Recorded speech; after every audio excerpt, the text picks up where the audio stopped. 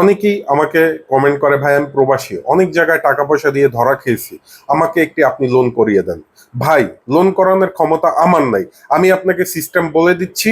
আপনাকে আবেদন করতে হবে, আপনাকে ব্যাংকে আপনার বৈধ ডকুমেন্ট দিতে হবে।